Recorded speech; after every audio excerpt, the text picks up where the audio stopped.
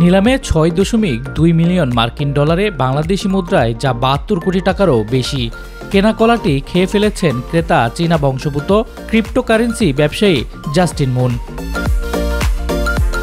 গত সপ্তাহে সবেবিজের সমকালীন শিল্প নিলামে তিনি এটি কিনেছিলেন। কেনার পর সান কলাটি খেয়ে ফেলবেন বলেও জানিয়েছিলেন। কলাটি খেয়ে নিজের কথা রাখলেন তিনি। ব্রিটিশ সংবাদ মাধ্যম বিবিসি শুক্রবার জানিয়েছে তিনি হংকংয়ে সংবাদ সম্মেলন ডেকে সাংবাদিকদের সামনে কলাটি খেয়েছেন। কলাটি খাওয়ার পর তিনি বলেন, এটি অন্য কলার চেয়ে অনেক ভালো। তিনি আরও বলেন, সংবাদ সম্মেলনে কলাটি খাওয়ার ঘটনাও শিল্পকর্মের ইতিহাসে একটি অংশ হয়ে উঠতে পারে।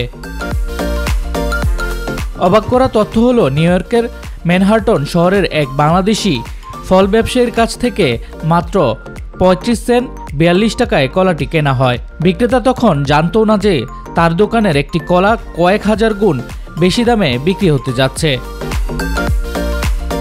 এরপর দেয়ালে কস্টেপের মাধ্যমে সেটে দিয়ে কলাটিকে দেয়া হয় শিল্পকর্মের খেতাব। মাত্র ৫ মিনিটের নিলাম শেষে ৬ প্রতিদ্বন্দ্বীকে পেছনে ফেলে চীনা বংশোদ্ভূত ক্রিপ্টো উদ্যোক্তা জাস্টিন সান শিল্পকর্মটি কিনে নেন। পরে তিনি এক বিবৃতিতে বলেন, আমি নিজে কলাটি খেয়ে এই অনন্য শিল্প অভিজ্ঞতার অংশ হতে চাই।